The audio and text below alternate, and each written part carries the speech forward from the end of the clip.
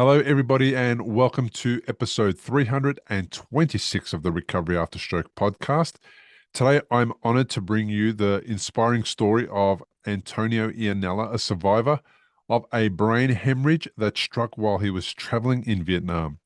In this episode, Antonio shares the challenges he faced recovering in a foreign country, overcoming language barriers, and adapting to his new physical limitations.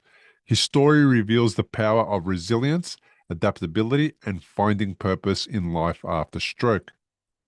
Before we jump into Antonio's journey, I'd like to take a moment to thank everyone who supports the podcast. If these episodes have helped you or a loved one in any way, please consider supporting the show through Patreon at patreon.com/recoveryafterstroke.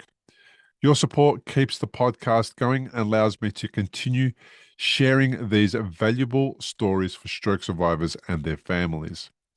I'd like to make a special shout out to our newest Patreon supporters, JK, Jolene O, and Cecilia. Thank you for joining our community. Your support means so much, and I'm truly grateful to have you with us. Antonio Iannella, welcome back to the podcast. Thank you, Bill. How are you, mate? Good to see you again. I'm really good, man. Thank you. It is so good to have you back. The first time we met was the 15th of November 2017. Sorry, that's not the first time we met. That's the first episode that we recorded. Sure. Yes. Um, We met way before then. We met in, I reckon, about 2011 or something like that, 2012. 2013. We met at the Stroke Foundation, where we both decided to be speakers on behalf of the Stroke Foundation to raise Yep. awareness Yep. against stroke, right? Yes. Let's talk a little bit about that briefly before Okay. I give people a bit of a rundown of the previous episode and what you've been through. What was behind you deciding to go and be an advocate for stroke Sure. awareness for the Stroke Foundation back then?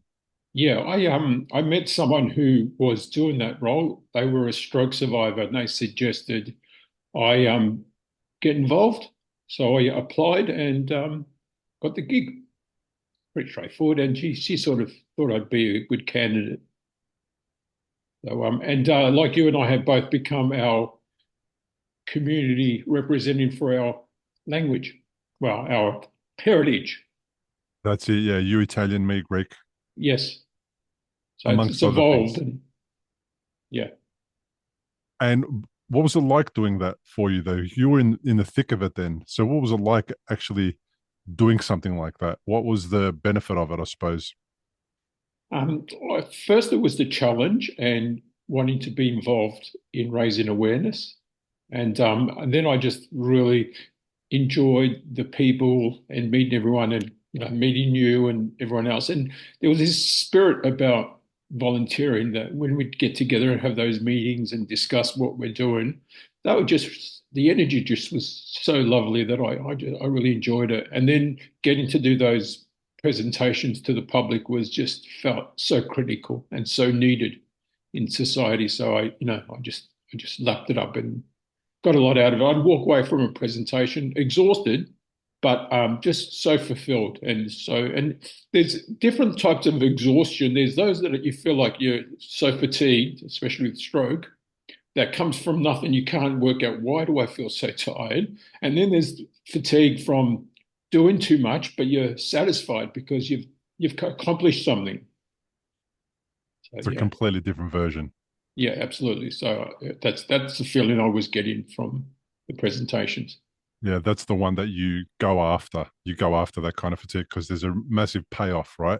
Whereas fatigue that just drives you to the bed or to the couch, that's the kind of fatigue you want to not have and you want to avoid. Absolutely, absolutely. I had one of those days yesterday, and it was just I didn't sleep so well the night before, and it was just a horrible fatigue that that I don't want to feel like this, but you just plow through it. And and I've got a busy week coming up, and I know that by the end of next week I'll be quite fatigued, but it'll be a nice feeling. So yeah, Yeah. absolutely, mate. I get it. When we met in on the podcast November 15, 2017, By the way, for anyone watching and listening, I advise you guys to go back and get a bit of a sense of where Antonio was at back then. There'll be links in the show notes, so you'll be able to find the previous episode that we recorded. Uh, your journey, you discussed your journey basically in 2009. You were 38 overseas on a family trip. You've experienced a stroke. You're in Saigon, right? In hospital in Saigon. Yes, No language, trying to navigate all of that kind of stuff. And then as we kind of went through the episode, you spoke about the mental and emotional struggles, right? Very common, everything that absolutely, people yes. go through all the time, depression and anxiety, and then like somehow sort of discovering resilience. At the same time, after you guys got back, you uh, you went through a divorce as well. You guys separated. We had we it was kind of what I after so many years I've concluded that was the straw. It's a cliche, but the straw that broke the camel's back. And there was a history of some trouble there and problems, and it was just beyond repairable by that stage. And the best thing to do was just start again, I guess. Yeah, And it was also part of that journey of rebuilding a new life. it seemed to be Um, like a line in the sand moment for you. Yeah, and yes, line in the sand. We'll get to that And if I line in the remember, sand bit. yeah, if I remember correctly, also there was this other weird benefit that you didn't expect, which was because you had shared custody of your children. Yep. Sometimes when the children were with their mum and your ex-wife, that would give you that recuperation time and rest time to recharge, so that you could see them again down the road. Yes, absolutely. That was critical, and also it gave me an opportunity to explore the things I wanted to do without having to think about getting my kids to school or doing those tasks that required as a parent. I could just solely be about myself, and that was it was a good healing process that I had to go through. Yeah. And what are your deficits that you've had to live with, that you're kind of overcoming or that you've adjusted to having? Tell me about the deficits. Yeah. Um, yeah, adjust. I think adjusting is the right word, or healing, because for most stroke survivors, you're left with some kind of deficit. And I think through a process of time, you're able to work out how you can manage those and how you can make your life work. Um, for me, I was in a pretty bad way, lost complete function of my body, had problems speaking and vision, hearing loss. So, and once I got back to walking, what was left was mainly weakness on my left side. So I don't have a great deal of control of this hand. I still have problems with this eye, deaf in this ear. My speech has come back, which is pretty good. Walking and balance, they are an issue, but fatigue is also a massive issue. So yeah, I'm left with those, and it's all about managing and just finding ways to do things, get back to doing things that I enjoy, and finding a way to do them that works in with my, I guess, limitations. Not a great word, but yeah, like I can't run anymore, and I can't ride a bike, and there's so many things, and I can't go hiking, but I can do other things. I do go walking, and I work out, and so yeah, it's really about replacing a lot of things that you once did with new things that you can do. And I don't think you can learn this. I mean, you can't be taught this during your early days of recovery. It's something you just physically and emotionally have to go through. And you get to this point eventually where you discover, I'm going to let go of what was there. And rather than focusing on what I lost, you begin to sort of focus on what you still have and develop that into something that works for you. I That's don't know. I don't want to ever say that it's never going to be the same, because some people make really, really good recoveries, but there's going to be always something left behind, and you just got to apply that to your life and go, okay, and yeah, like I said, it's a very long bridge to cross. yeah. You've been doing it for 15 years. 15 years, yeah. Is this 15th year kind of the best year yet? I know that you've had a lot to overcome, like most stroke survivors. There's been plenty of water under the bridge, but is this the best year yet as far as your mental health, your emotional health, your physical health? Where are you at with the whole Yeah. journey? Let's take a quick break here, but we'll be right back with more of Antonio's inspiring journey in a moment. While you're here, I'd like to remind you about my book, The Unexpected Way That a Stroke Became the Best Thing That Happened. This book isn't just a memoir, it's a practical guide for achieving post traumatic growth after stroke. You'll find stories from other stroke survivors who, like Antonio, found ways to grow and adapt after their trauma. You can find it on Amazon or at recoveryafterstroke.com/book. I do feel this is the best year because something that gets overshadowed a lot is the emotional recovery, and we don't spend a lot of time in rehab working on that. If you think about it, when you're in, well, for me, when I was in rehab, it was physio, hydro, OT assistant, psych. Only one session of psych a week, psychology, and you're not really prepared for the emotional struggles you have once you're out of the hospital system. So you go through that process of learning and really connecting with other stroke survivors who kind of advise you that this is normal, what you're feeling is normal. And then you start to go, okay.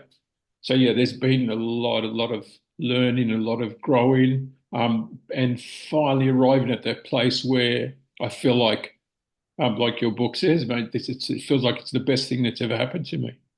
But it's taken a long time to get there. And I'm not going to say that there aren't days where I wish that I just hate this thing, because there are. You can't, I'm not going to pretend and say it's all great and I'm, running around giving people high fives, because it's not the way it is. It's really just, there are days I want to give up. Honestly, there are days where I'm just like, I'm human.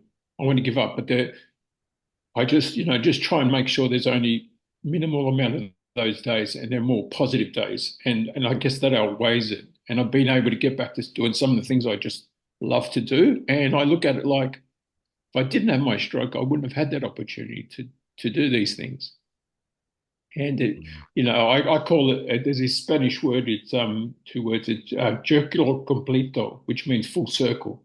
And I feel like I've come full circle back to who that person I was before my stroke. Well before my stroke. So that put me on that path of what I want to do with my life and pursue the things I'm interested in. Do you feel like you found your essence?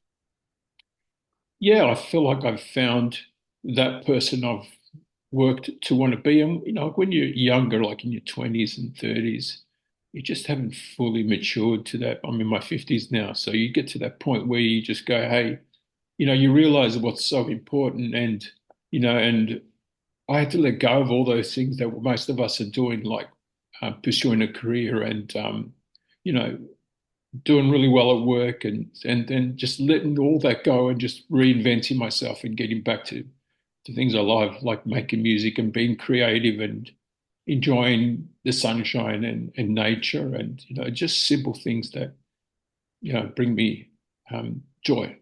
And a lot of times, in my previous life, I didn't, not that I didn't have those things, but they were just minimal because you're busy, busy, busy, busy.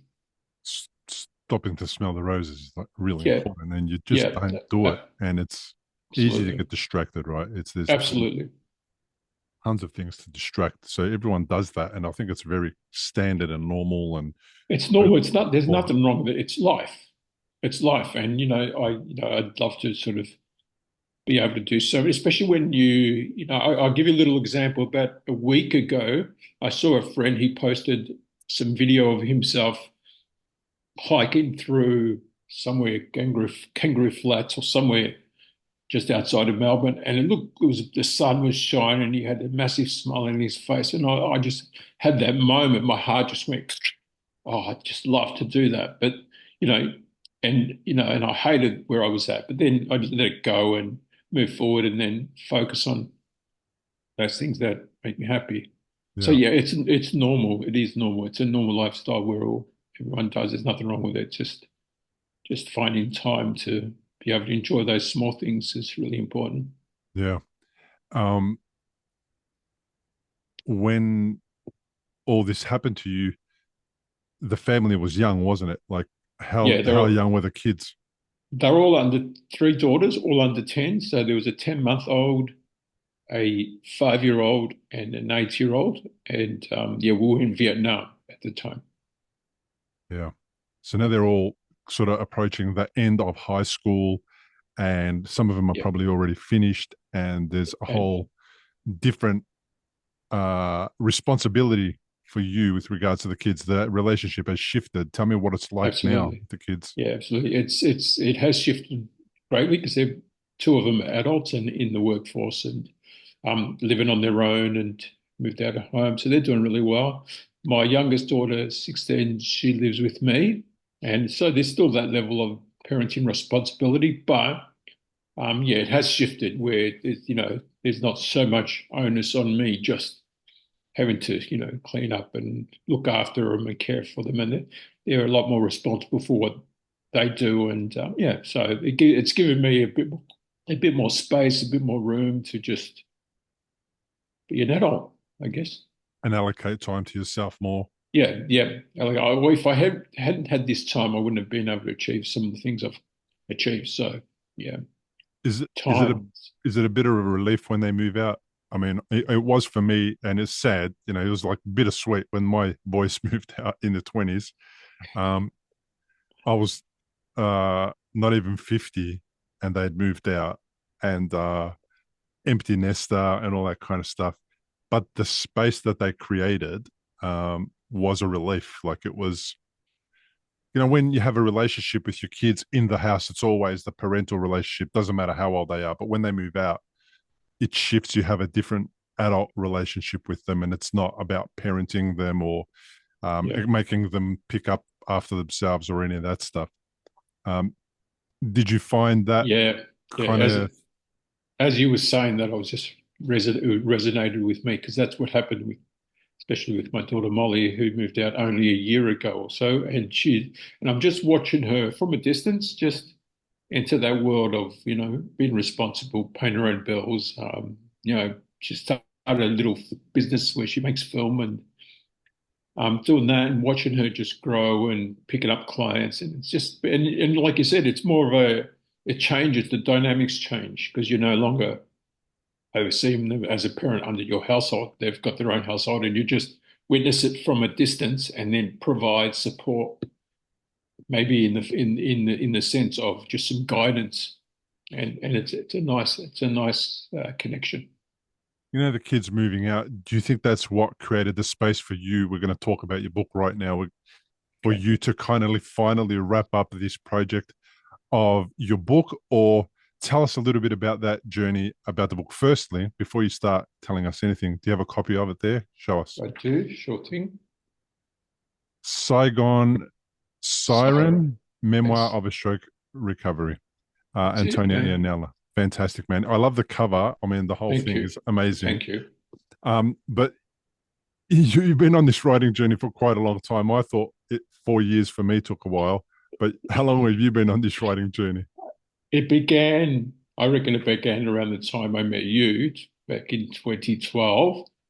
And it just, the idea was just bubbling in the back of my head for a while, and then I got into it about 2012 with no idea of what I was doing. Just thought I'd just write, and I wrote, and then I yeah, and had some guidance, had some involvement with other writers through a writing group.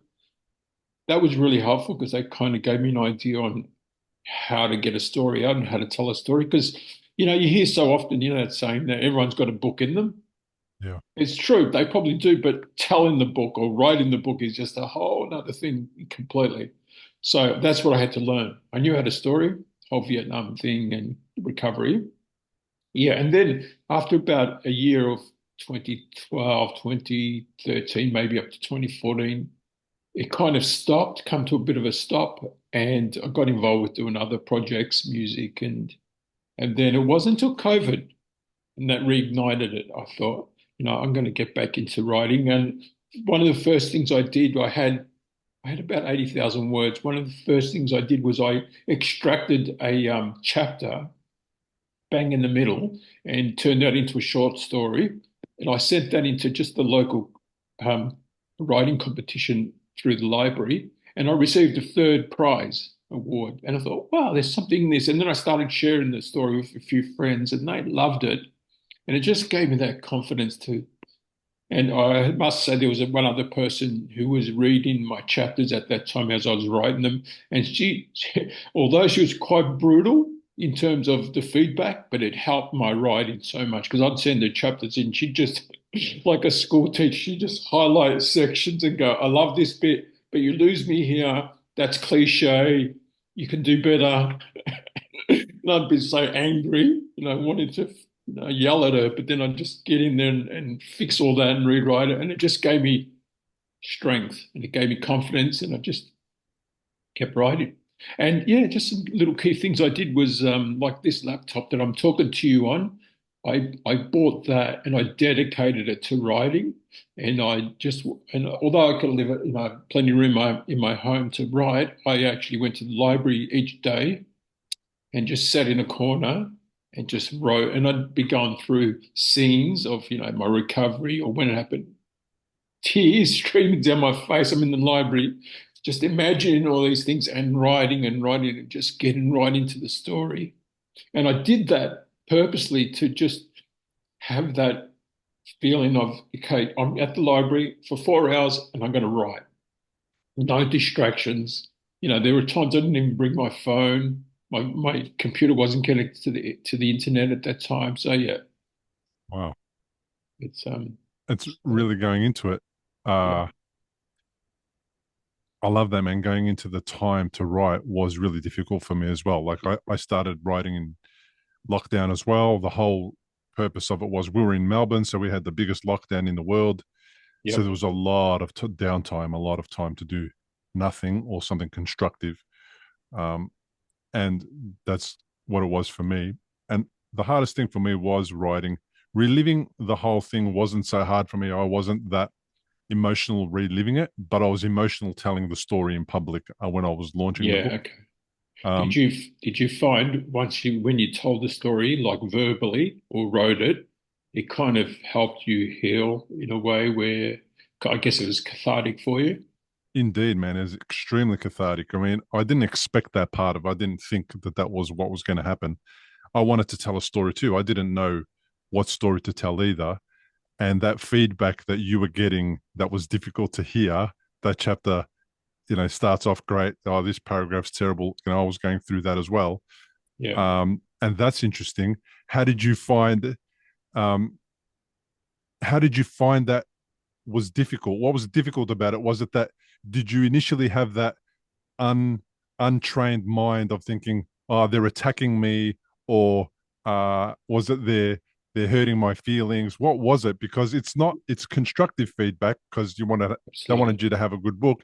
But I felt that too, that whole weird people are gonna give why are people giving me a hard time about it? Like that was Yeah. strange. What was that all that about, do you It, think? it was strange. It happened also when I was in the writing group the first time round with the first draft.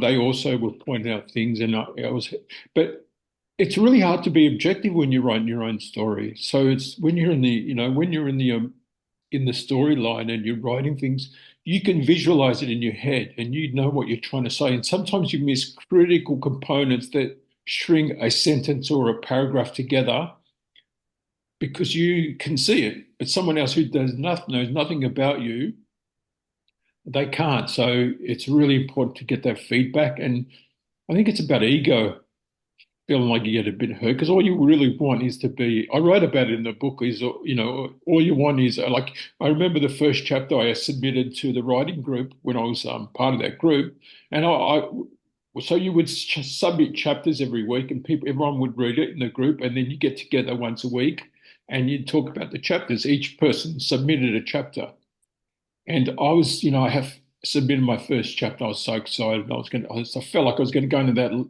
meeting at the library and everyone was going to be, oh, you're a champion, and all these high fives. And there's the complete opposite. They just tore me not tore it to shreds, but just Whole pointed being out everything. literary critically Yeah. observing it, right? They were observing it critically from a literary perspective, not from Absolutely, a. yeah. And you are a legend. I think you're great. Everyone thinks you're great, but Thanks, mate. but but yeah, it's just weird. This ego, it's like little kid emotions, like it's Absolutely, yeah. some weird stuff that comes up. Uh, Yeah. but it's do you feel better for well obviously you feel better for it, but in your mind you might not write another book, I don't know, but in your mind does it make you feel like I know how to write another book now, like I could do that better and easier next time? Yes, absolutely. I do feel that, but I also have been writing a few stories recently, and I'm finding them a lot more critical of my own writing. And I find something as well. Like the other day, I dug out an old story I wrote about a year ago, and I was going through it again, thinking to just it was just a short story, and I thought I might spruce it up, and I read it to myself, and I was like, oh my God, this is horrible. So it was just I don't know, it was just yeah, I just had to find a way to make it more me. And I think learning to write through your own voice and getting the confidence to let your voice speak is part of the journey. Yeah, And that's what, that's what you need to I felt I needed to learn. yeah. I love that whole idea of getting somebody else to look at your work and kind of criticize it, so to speak, because I mean you don't want to go through the whole process self-publish, which we can do these days, Yeah, and then put out a book that nobody can read because it's all over the place, or absolutely. put out a book that's boring to read, or Absolutely, yeah. goes into too much detail in the wrong thing that's not relevant to stroke recovery. um, Absolutely, yeah. so it's good that you've got that a learning now. That learning is really what it is. It's another level of learning about Yeah. how you have to structure things to deliver a compelling story. Yeah, it is important to have those components because you got to remember at the end of the day, whoever's reading the book, the bottom line is it's about them being entertained, Mm, and you have to separate almost how you feel about the story and just look at it from one of the things I did was I wrote as if I was speaking to someone like you and I are having this conversation, like I'm telling them the story and always keeping them in mind that this is what I'm doing. I'm pitching this story to one person and just trying to make them feel connected and entertained as well. So all those factors, so it's about the because reader, it's not about yeah, the it's about the author. reader. Absolutely. So that's what I really focused on, that was making it about and trying to be vulnerability is something that we all, sort of naturally shy away and disclose and keep to ourselves. But I just felt that had to be a key component in the story in order to carry the reader through and make them feel connected to the story. Mm-hmm. Awesome, mate. My copy hasn't arrived yet because it's literally just become available, hasn't it? Yes, just yesterday. Yesterday. Wow. Yeah. All right. So this Awesome. is being recorded on Saturday, the 19th of October. The Yes. interview is going to go out in about 6 days from now. So anyone who's listening to it, it's already gone out. And that means that the book has been out for about a week and everybody can get a copy online. Okay. I've Yep. received the PDF draft of it, and I've skimmed through it and had a bit of a look. Again, I didn't have time to read the whole thing, but I've made some Sure. notes that I want to sort of go Okay. through and talk about. Happy to do that, mate. So, and we'll go back a little bit. We'll go back to Vietnam. What's going through your mind when you're experiencing these weird symptoms you've never ever experienced before that are kind of leading your body to stop working?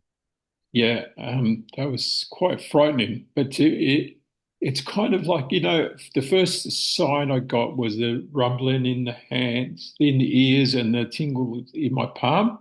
That was the first sign. But you know how we often, as people, get these little twitches, like you might go in the back of your neck, oh, what was that? And you just kind of, and you don't question, like, oh, I don't know, and you just carry on. It was kind of like that. That was the first sign. And then as I was beginning to as the stroke was taking hold and sort of, I guess, washing through me, yeah, it just felt like I didn't know my own self. I just was losing control. of my whole body. It just become like jelly in minutes. So, and but for a lot, not a long time, but for the first few days, I just thought something was, I was just going to be okay. I don't know. I had this kind of naive sensation that I'll be right, I'll be fine, it's probably just a bug. The first thing I thought was I'd been bitten by something because I had the day before we had been cruising through the Mekong River through some of the little villages, and something bit me on the foot, and I just thought it was probably just that, a reaction to that, and I'll be okay. But turned out it wasn't. So it was quite, yeah, it was really frightening. You just losing control of yourself is just wow. Mm. And it was an AVM, wasn't it? Yeah, AVM, like you have Like had, me. which we discovered when we met that we both had AVMs. Yeah. And prior to that, yeah, if people don't know what an AVM is, basically it's a weak vein in part of your brain that ruptures and bleeds. Generally, it's just from a malformation. You're born with it. And apparently, statistically, so I heard between the ages of 30 and 40 is when they're most prone to bleed. Yeah. That's So, so many people I've interviewed with AVMs in that age bracket, yeah, which is okay. so weird It that is weird. they all kind of have this shitty timer that they're all set to kind of go off at around that time. Like it's so strange. Yeah, and there's no scientific, I guess, statistics to show why or explain why this happens at that Mm. age. And like when it happened to me, and the first thing they did was check, is they check your vitals and check your blood pressure and your blood sugar and your heart rate and all that, and everything was fine. Mm. I had no previous health condition, and it wasn't until they discovered after a MRI that I had had this stroke. Was the MRI in Vietnam or did you Yeah. have to get to Melbourne to get that? No, the first one I had many, but the first one was in literally within an hour of getting, or not even. My memory is quite vague, but when we arrived at the hospital, I think we were straight into the hospital, and the next thing I know, I was in having an. I don't even remember the MRI, but I just remember like being wheeled through parts of the hospital, and I remember the two orderlies who were pushing my bed. They were speaking in Vietnamese, and I couldn't work out where I was. Were they? What, I couldn't understand them. I couldn't work out if it was because I was speaking in Vietnamese or was it because I couldn't understand it. So yeah, that's all I remember. Yeah. The You're in a foreign country. We know what Australia's medical systems like. It has Pretty good, world class. has its limitations, but it's world class, right? Absolutely, it And is really really good. Yeah. if you live in a city, you're really confident that you're going to get amazing healthcare. Yes. But when you're in Vietnam, that's not so certain. Was that a concern, something that was on your mind as well, or how do you manage that whole Yeah. idea? I can't say it was on the forefront of my mind. There wasn't much in my mind apart from a panic, fear, and distress, and just what I was. I kind of felt like I was just holding on to life. So just I wasn't slipping away. Mm. Um, there were a few things like the nurse couldn't get the this is one of the first days in ICU. The nurse couldn't get the intravenous line into my vein. And I remember they were just trying to get it in. They just couldn't get in. They ended up putting it in my neck. So there were things like that. And if I'd asked for something, well, I could just speak. But if I'd asked for, for this, they'd bring me something else. Or if I'd asked for a drink, they would, fix my bed sheets or, so there was a bit of that going on. But what they maybe lacked in medical practices, they made up in care. Mm. They cared for me. They were kind and and sweet, and even the doctors. All the doctors were French because during the French invaded Vietnam hundreds of years ago, so they have a big hold on France. There's a lot of on Vietnam. There's a lot of buildings that were built during that era of their reign in Vietnam. So there's a heavy French influence. So the hospital was called the Franco Vasco Hospital, which is a French name, and the doctors were all French in the ICU ward. Uh-huh. So they not only that we had Vietnamese people, nurses and staff, but French doctors who didn't speak English.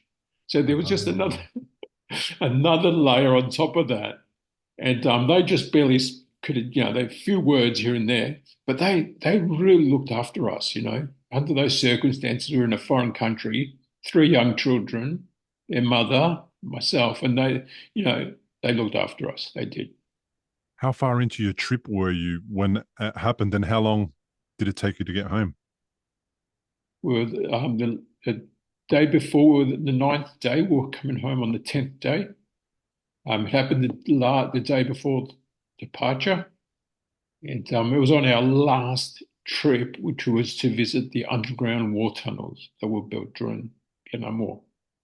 Um, so yeah, we got to have the whole holiday and did everything and went on some amazing cruises and villages in the Mekong and yeah, some beautiful little towns. So we had an amazing time, which kind of was wiped out after having a stroke because that all just slips away and you forget about it. It's not till months later you start to go, oh yeah, we were in Vietnam. Remember that boat cruise? Oh, wow, that was amazing. So it was a bit like that.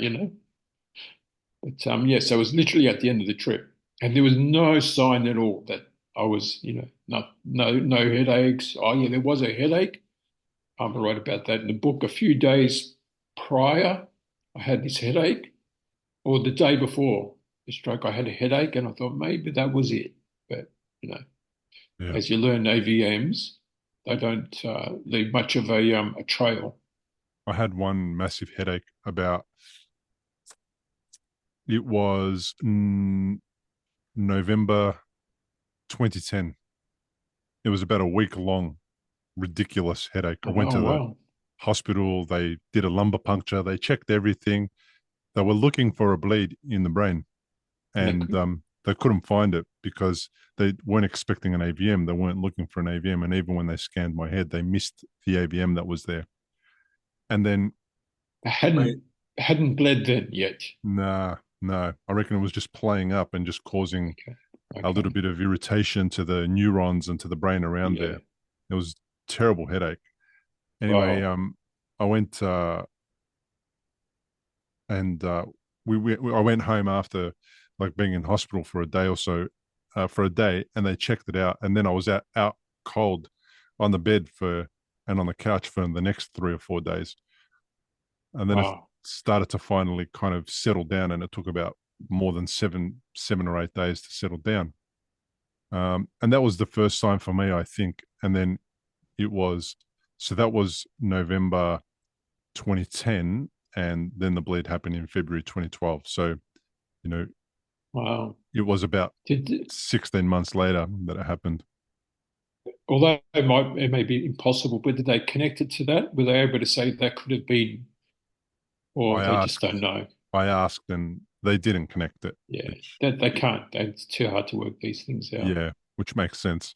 Yeah. Um, But how did did they they? say, sorry, did they say the bleed happened at the time you went to hospital, like the day before, or did they say the bleed that's been there for, like that little bleed has been there for a while? When they found the bleed in Feb 2012, it it it was happening for 7 days because I didn't go to hospital for 7 days. Like I knew that it Wow. was, the thing you mentioned. You felt weird somewhere.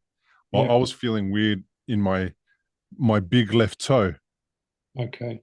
and that was it. Just my little toe, my big toe, and then it spread to the rest of my foot, and then it's, after 7 days, it had slowly spread all the way up to my entire left side. Yeah. But I knew it was when they said you've had a bleed. Well, then I realized it started 7 days earlier. Okay. Yeah. But that was the first sign for me, other than that massive headache. How did they resolve your bleed, your AVM? What did they do to rectify that? Nothing. It just healed on its own. I did. They did look into treatment, but the first thing was they couldn't work out it was an AVM for probably about a month because there was bleed. I had mine in my brainstem. Brainstem's only about this wide. Mm, So, and it wasn't a massive bleed, but because it was in the brainstem, it caused a lot of damage.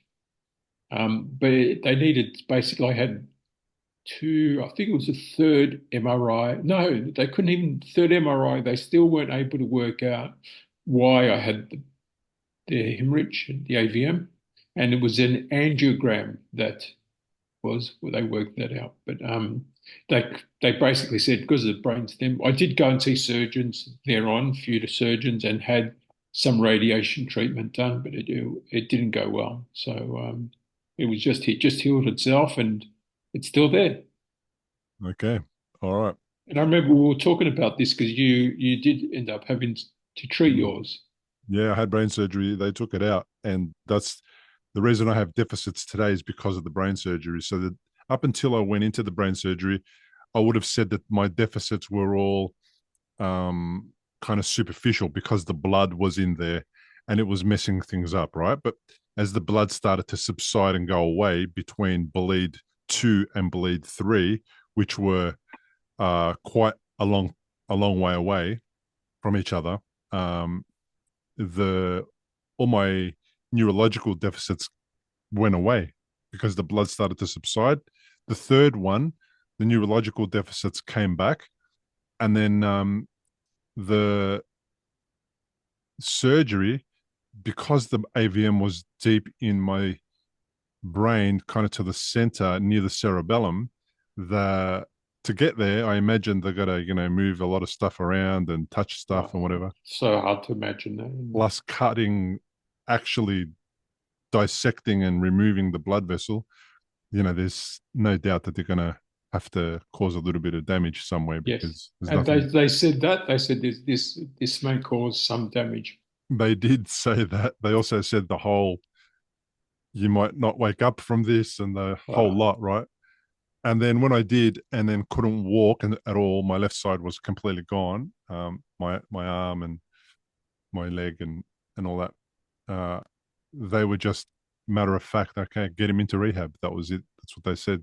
So I did as much rehab as I needed to be able to get to the toilet independently, and maybe make a cup of tea and have breakfast because my wife was at work and my boys were at school.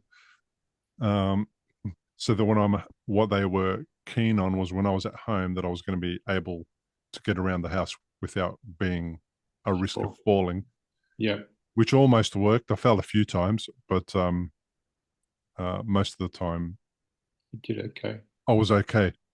So yeah, they removed it, and they're the deficits I live with today. And it's on my left side. It's still numb. I can walk and I can use my arm. Sometimes I get like spasticity in the muscles. You can't see it in my hand. I don't have like visual signs of spasticity, but I have tone. Like Okay, yeah, and it really hurts. Um, and then sometimes that throws out the rest of my body. It's a big mess, and yeah, then massages, and then there's a rehabilitation process to get me feeling well, not balanced because I've never felt balanced since, but yeah. somewhere on the verge of it. Close, close to it. Yeah. Yeah. And then like if I have bad days, sleep rough one night, then Mhm. the next day is a bit of a challenge. It's Yeah. definitely harder to get through. But these patterns I've recognized. So like you, I know how to navigate them and they impact me less. They make it's not as hard as it used to be. Yeah, yeah, that's what happens. Yeah. Yeah, but yeah, it's kind of it's forever unfolding. I find as well because I find it really difficult to separate fatigue or am I just feeling tired because I didn't sleep well or is that the stroke? Is that Mm, headache related to this or is it now? I just write all those feelings and at the beginning I'd panic. I'd go, oh, what was that?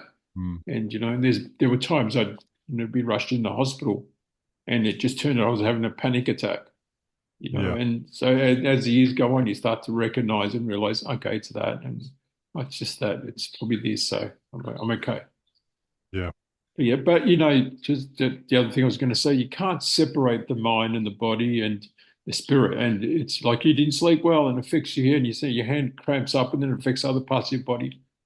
That happens to me too. Yeah. Like it's It's a whole experience. It is the whole system.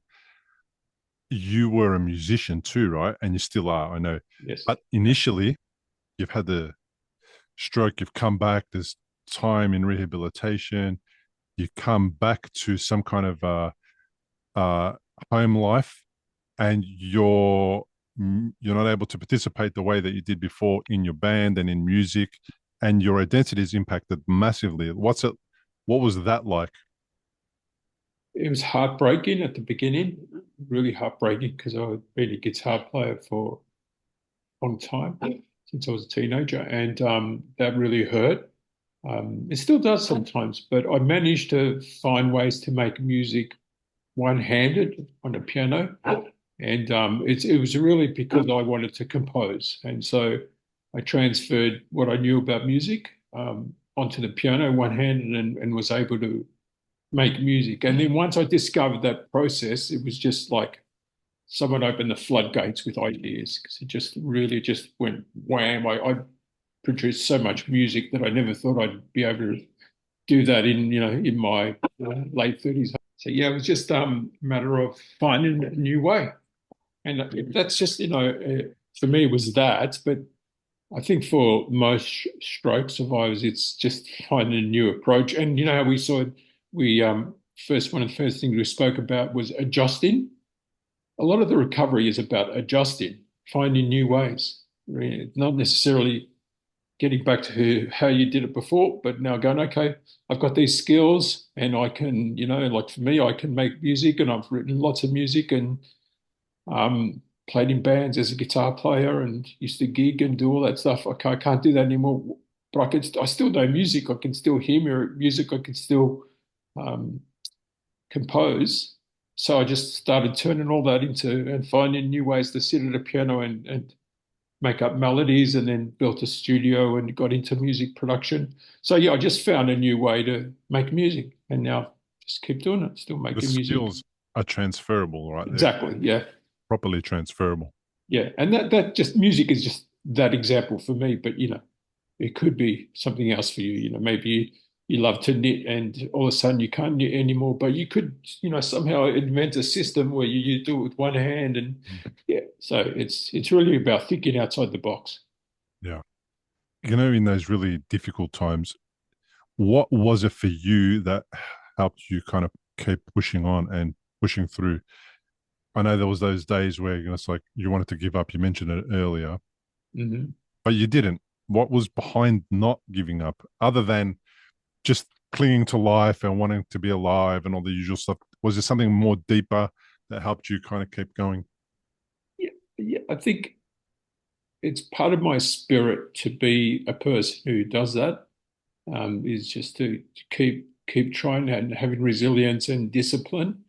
It's part of who I am, but also, I've had young children and seen them, having to go through that, having to see that, I would often think about, I remember when I was in ICU, I would think about how they would be feeling, not only me, because they're just, I can remember them, just beside my bed and their little heads would pop up and their mother had to lift them over the rail to give me a little kiss in the head or whatever. So that was, just holding on to that and wanting to be there for them.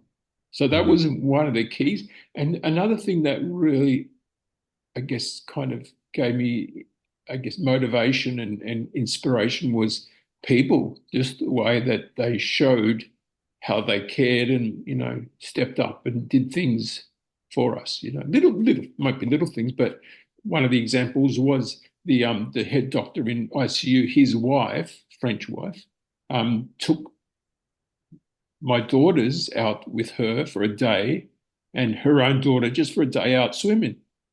So just little things like that. And I was in ICU and I'm being told this stuff. And I was, I can still remember feeling completely humbled by that. Yeah. So That's a those, lovely gesture. yeah, yeah, those kind of things kept me going. Yeah. If somebody met you today, they would definitely know that you've had some kind of an injury somewhere, right? But they wouldn't know that it's been a 15-year journey, and they might kind of gloss over, especially if they're not stroke survivors, they might gloss over some of the hard times. And Yeah. in amongst there was small victories, right? Tell me about the small victories. What were they for you? Which ones were the ones that were significant, that were small, perhaps in somebody else's mind, but were a big deal to you?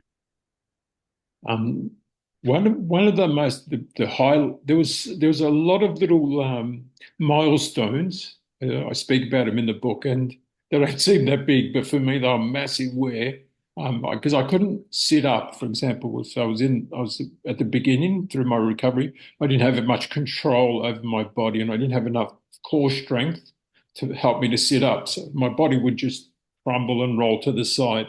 And then once I was able to sit up, and I started getting a little bit of function. I got function back to my right hand, and they were like, once I did that, I kind of it was like it was such a revelation, because I was like, oh, I can do this. They were the first tiny little glimpses of hope, because suddenly I went from only being able to lay flat in my bed to being able to sit in the armchair by the window.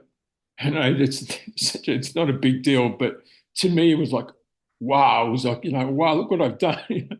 I was so proud of myself. And then it was just continued on and went from that. And then I was able to get out of bed from the bed to the wheelchair. I didn't have to be airlifted out of the bed anymore. Mm. So there was those things. But one of the biggest things was the first time I walked. And I write quite a lot about it in the book, because it was on my birthday, in fact, on my 39th birthday, and I was just in the ballet in those gymnasium rails, and we'd been doing physio. And I don't know if my physio, she was marvelous. She was so great at her work. And she just gave me that opening to let go and walk. And I let go of the rail and I walked for about 10 steps. And I did it. It was one of those moments like, oh, I couldn't believe it. I grabbed hold of the rail and I turned around and she was smiling. So yeah, those things like that, and those two. But that's quite a big milestone. And when I tell others that story, it's quite anyone can connect to that. Oh But yeah. another one was getting back to driving. That was such a mission, and I Mm. was and I was able to do it within about 10 months.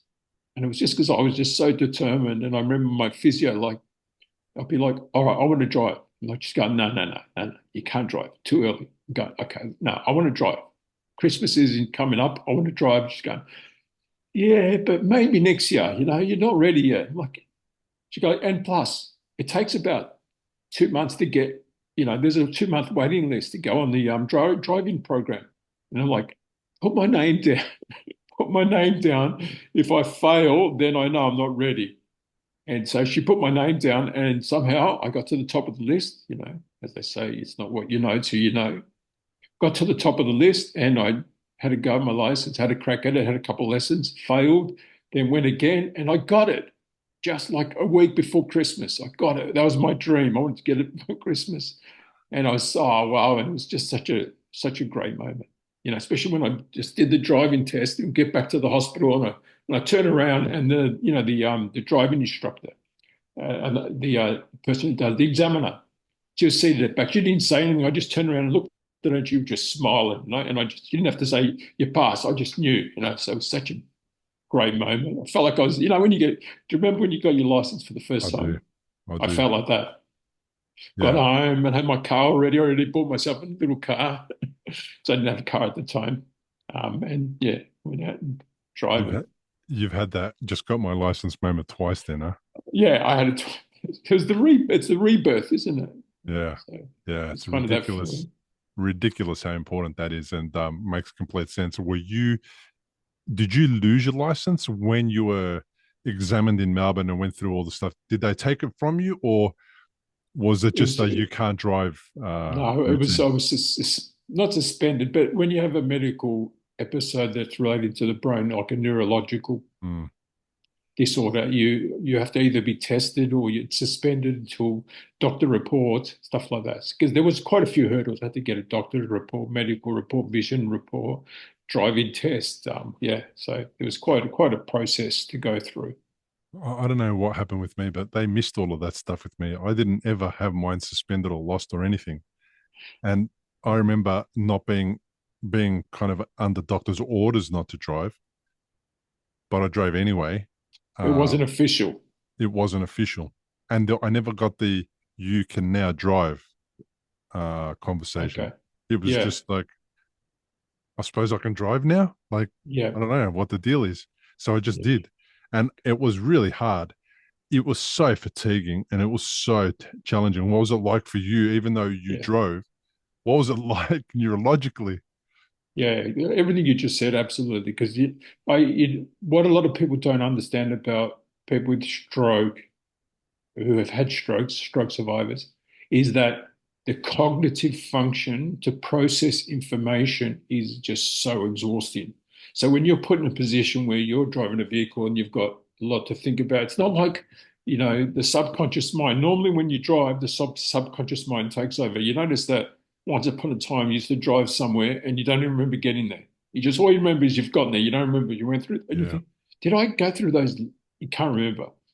When I found for the first few years, the conscious mind was driving, I was thinking, always thinking about it. The conscious about the traffic, and it's so exhausting because when that part of the brain is working overtime all the time, it's really draining. So Yeah. I found it quite, and now I still find it, anything over a few hours is a bit difficult for me. Nighttime driving? Yeah, I struggle with it. I try and avoid it, but it's not too bad. Mainly because I've got vision. My vision isn't the best Yeah. due to my stroke. So that's having a lot of problems with this eye and the reflective light. So for about 5 years, I had to do a medical and vision report for Vic Roads every year after my license, and then 5 years later, I get a letter to say you need to do any more medical reports. So Mm. They're probably tracking the condition, whether it was stable or yes, changing. something like that. Yeah. Yeah. When you left Vietnam and came back, what was that trip like actually? Were you with your family? Was it a medical evacuation? How did you get Yeah, home? it was a rescue flight. It was a coordinated rescue flight that my daughter's mother arranged without my knowledge, with a service that provides those kind of things. She was able to source that information through the hospital, and then it was a massive fee to get us home. No insurance covered it, and it was a first. What happened was they appointed a doctor who, for the few days leading up to the flight or a week, they just monitored me and checked if I was healthy enough for the flight. And at that stage, I contracted pneumonia. So I was not only dealing with stroke, I also had pneumonia. And they were just a bit nervous about the pneumonia. And the thing was I don't know why, but their process was once the flight is booked and the service is scheduled, there's no turning back. You can't. You basically, if you cancel the You get arrangement, you you don't get you lose your billed. money. You get billed for it anyway. So we had to go. And so I was flown back with a doctor sitting beside me and a nurse. And yeah, the doctor literally slept through the whole flight, and the nurse just looked after me. He was a champion. He'd cool my body temperature when I was bored, because my body temperature would escalate and then it would Mm, drop, and then I'd be freezing cold. And again, you've got no complete control of it. And this person is basically your lifesaver. He's like you're there looking after you, make sure you don't die. That was his job. So yeah, it was quite a. They had to. I don't know if I've told you this, but they had to get me off the aeroplane. They had to wait for all the passengers to get off board, and then the Melbourne Airport had to get a cherry picker, kind of like a cherry picker, to escalate me down from the aeroplane onto the tarmac, and then there was an ambulance there waiting for me, and into the back of the ambulance and straight over to the hospital. So yeah, it okay. was a big process, big process. They've got that system in place for all medical emergencies, I imagine, and when people Yeah, pass away on an airplane as well. yeah, yes. So that's Yeah. what it was. Okay.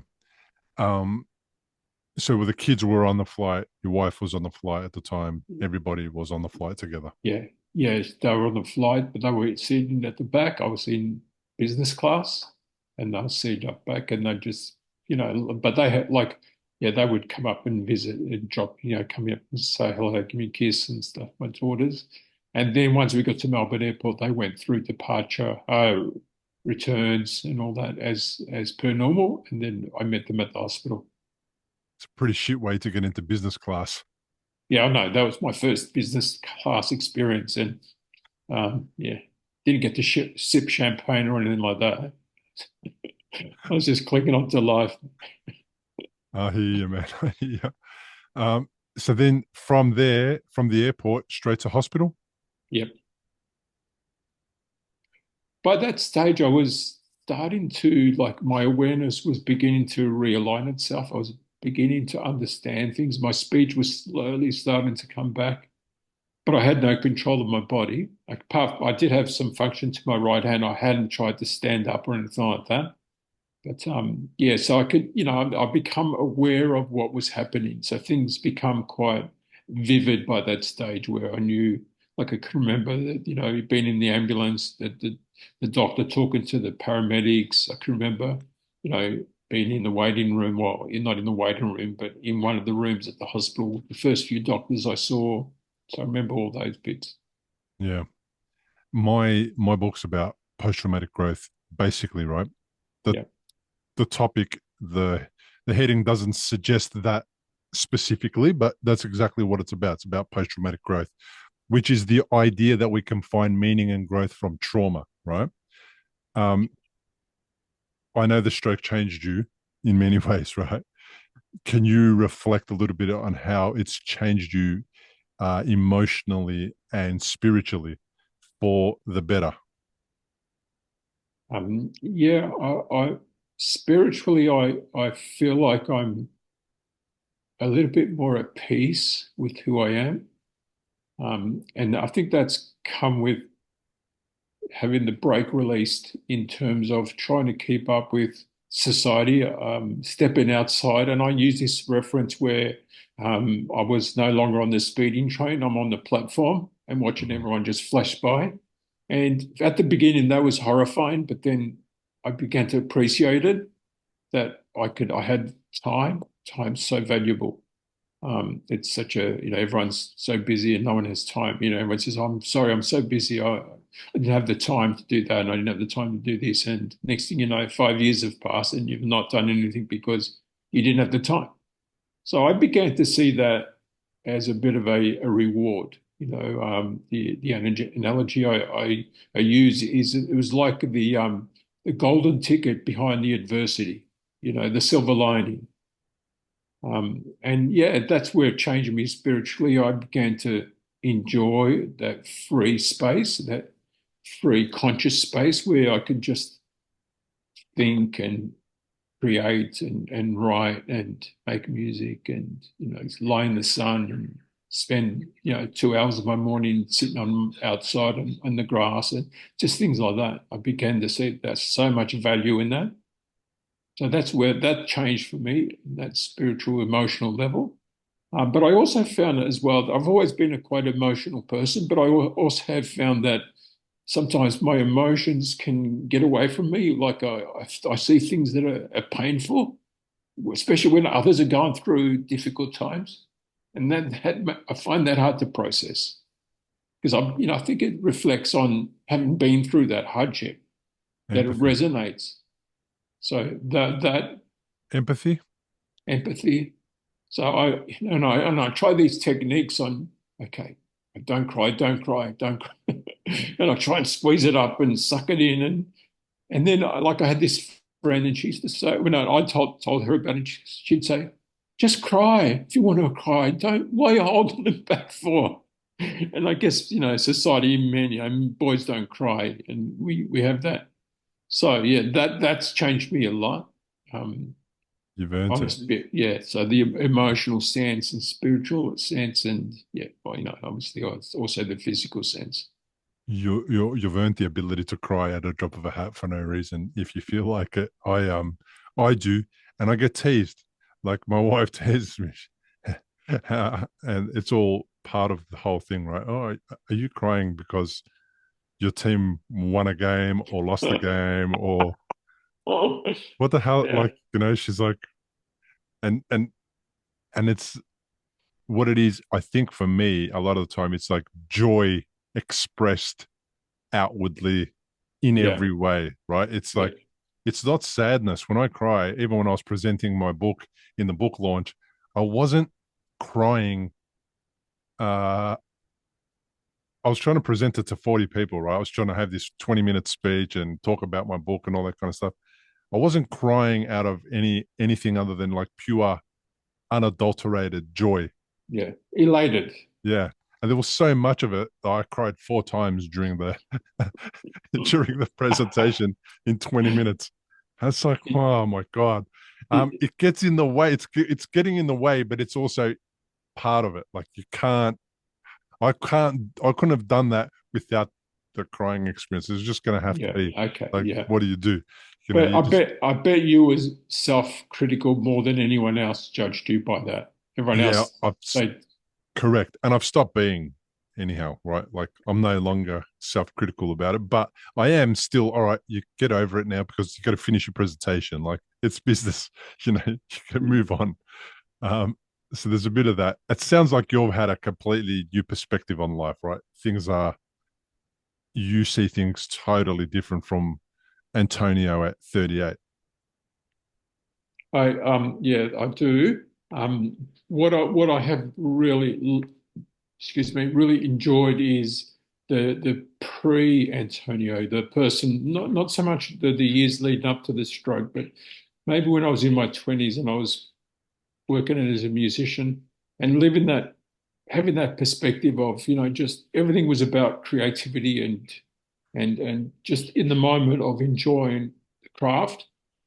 And it's a kind of a form of yoga. It's kind of like meditation because it's those moments where you just completely feel in the moment. And it's like when sportsmen, some of the great sportsmen, you watch them play, and they're just in the moment. They're not thinking about something else. And that's sometimes when they get into that flow state, that's when they can play at their greatest. And that's the same with music. It's just all creativity and having gone through a stroke and enabling me to get back to that, that's been a massive growth period for me. So I feel like I'm back on track to who I was. For a little while, I went off track, and now I'm back, and that's why there's also saying the full circle. That's what I mean by that. Yeah. In the previous interview that we did, I never used to ask these questions, but now I ask. Probably in the last 6 months or so, I've started asking these 3 questions from everybody who I interview who's a stroke survivor. So I'd love to know, what was the hardest thing about stroke for you? The there was a few episodes. I think one of the most scariest was the radiation treatment. The whole process of having my brain fried by radiation was quite frightening. And it made me feel quite alone because you're going through this experience. Or, well, I was going through it on my own, and you rely on doctors and to advise you, and they don't. There was always that cloud of we don't know. They couldn't just give you a straight answer. This is what's going to happen. This is how you're going to feel. So there was that. Those quite scary moments, difficult moments, as you asked. There was that. There was that time in ICU, not knowing whether I was going to survive, and then learn as you're going through those early stages and learning about stroke, and you're reading some stuff about statistics and how many people survive and how many don't, and that's frightening. And then so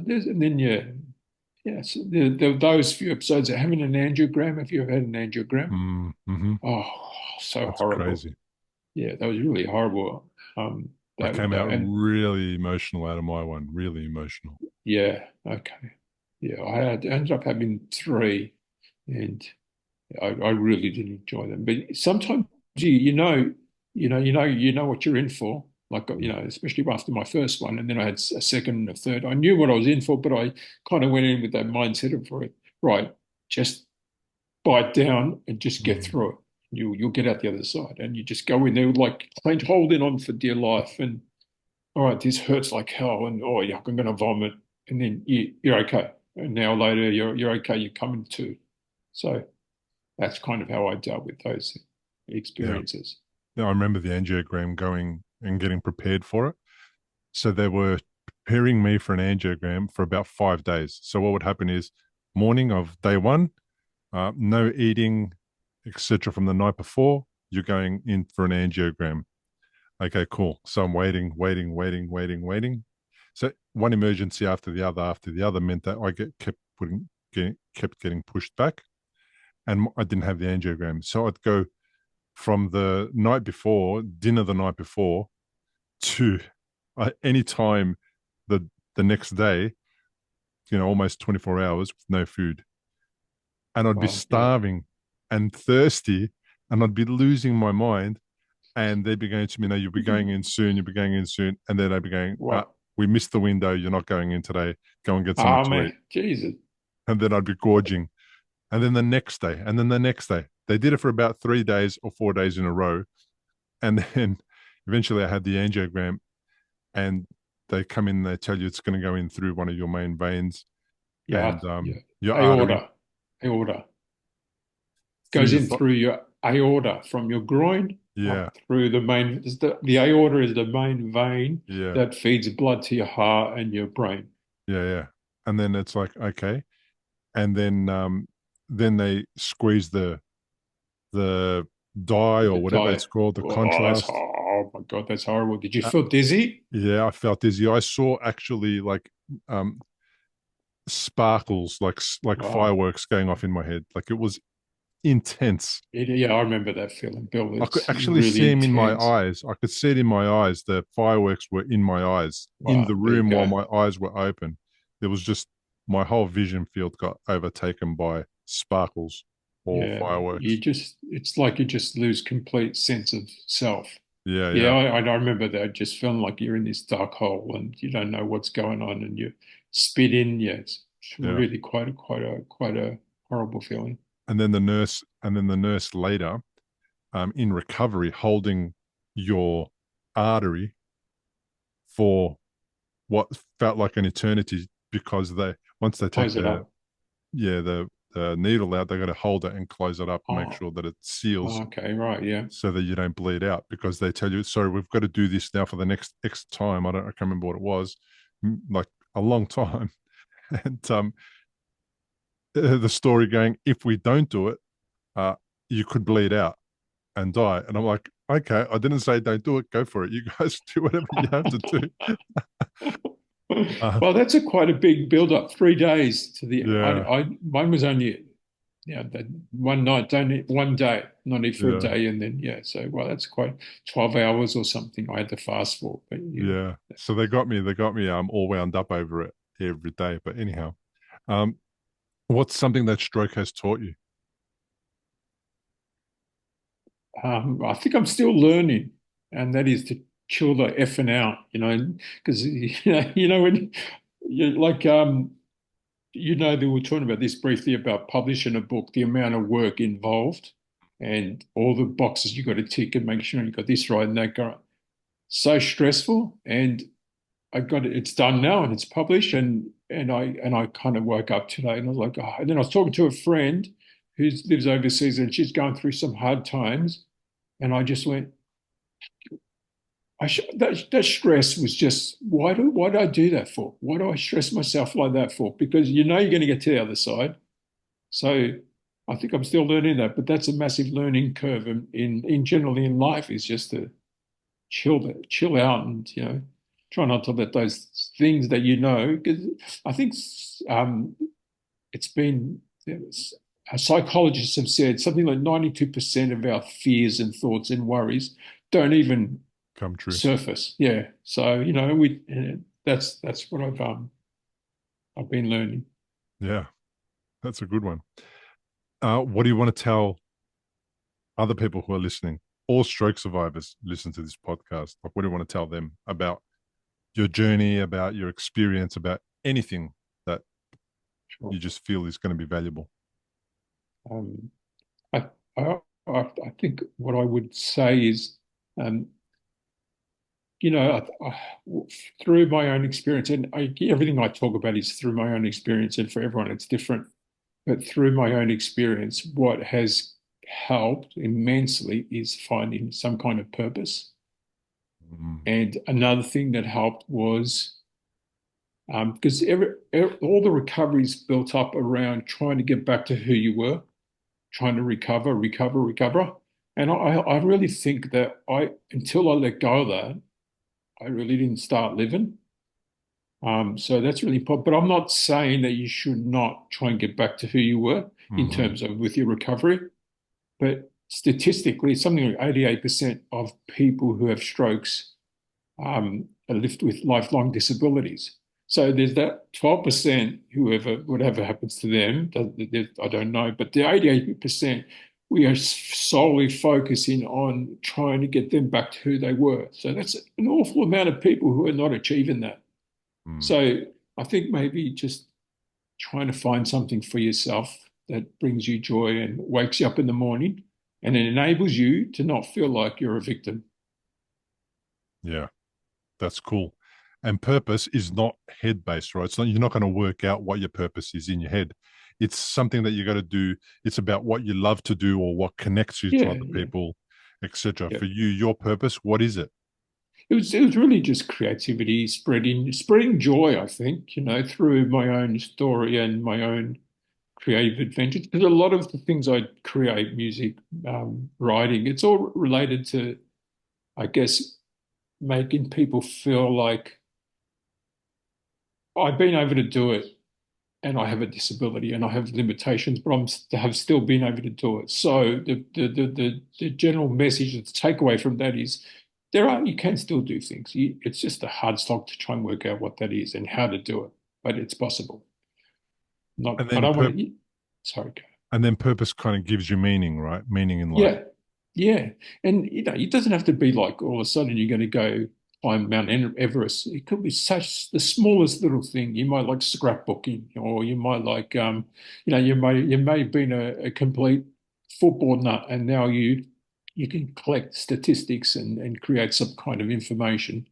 I don't know. You need to really just find something to do, and because everyone needs purpose. It's the thing that drives us Mm. as human beings. Why do we go to work? Because ultimately we have a purpose, and that is to bring money home and able to maintain a lifestyle and pay our bills and raise our family.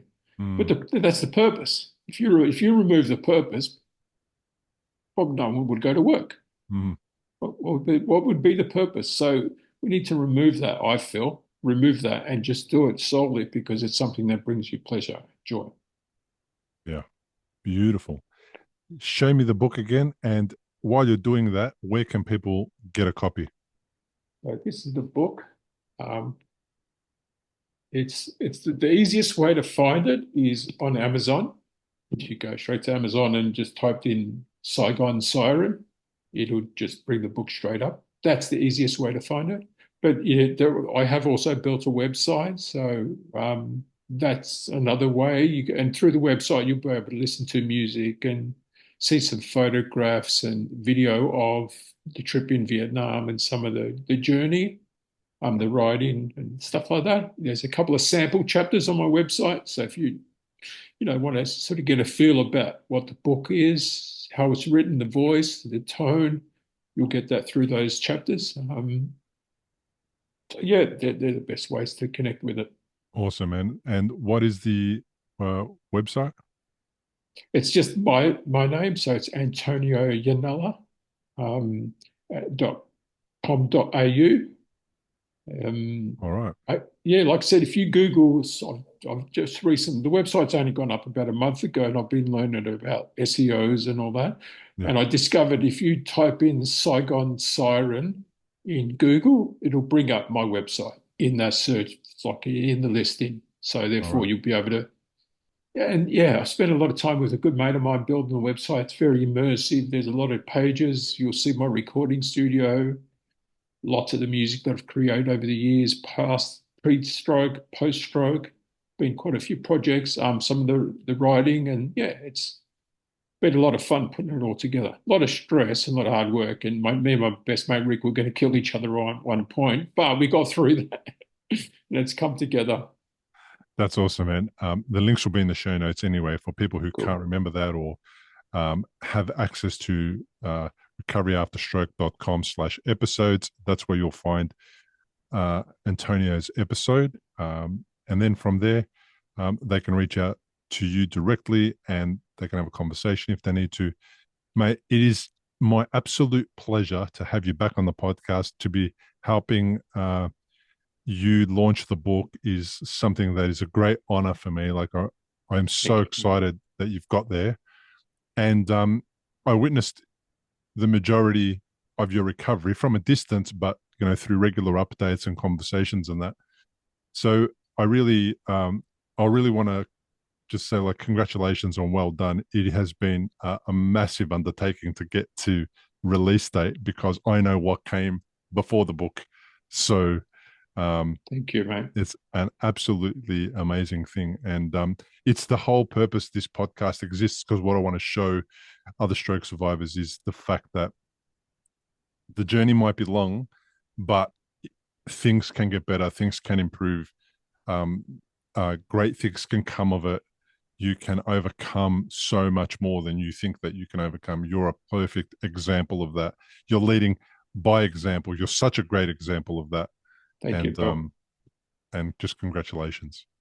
Thanks, mate. I'd also like to say, people like yourself that are doing what you do and making us stroke survivors feel connected and introducing us to a world of where it's such a minefield when you have your stroke. And I remember my early days and how difficult it was. And now with some of the stroke community groups that I'm involved with, and some of the posts that I read about people who are just entering into stroke, and I read them with such heartache, and so I know what that's like. But people like you bring all of that together and just make that accessibility for all of us to just connect and go, hey, there's a way that we can make it work. So good to you, mate. Good for you. That brings us to the end of another episode. Antonio's journey of resilience, recovery, and self discovery in life after stroke is a powerful reminder that even in the toughest times, there is hope and a way forward. His courage in adapting to life after stroke and his insights into emotional growth are truly inspiring. If you've found this episode valuable, or if the podcast has been a source of support in your own recovery journey, please consider supporting us on Patreon at patreon.com/recovery after stroke. Your support enables us to keep bringing stories like Antonio's to stroke survivors and caregivers around the world. Every contribution makes a difference, and I'm deeply grateful for each one. A special thank you once again to our newest supporters, JK, Jolene O, and Cecilia. Your support truly helps make this podcast possible. Thank you to everyone who has left a review on iTunes or Spotify. Your feedback helps others find the show and creates a community of encouragement and resilience.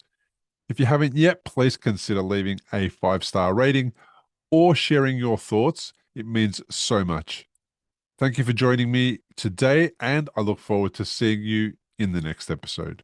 Importantly, we present many podcasts designed to give you an insight and understanding into the experiences of other individuals. Opinions and treatment protocols discussed during any podcast are the individual's own experience, and we do not necessarily share the same opinion, nor do we recommend any treatment protocol discussed. All content on this website and any linked blog, podcast, or video material controlled this website or content is created and produced for informational purposes only and is largely based on the personal experience of Bill Gasiamis. The content is intended to complement your medical treatment and support healing. It is not intended to be a substitute for professional medical advice and should not be relied on as health advice. The information is general and may not be suitable for your personal injuries, circumstances, or health objectives. Do not use our content as a standalone resource to diagnose, treat, cure, or prevent any disease for therapeutic purposes or as a substitute for the advice of a health professional. Never delay seeking advice or disregard the advice of a medical professional, your doctor, or your rehabilitation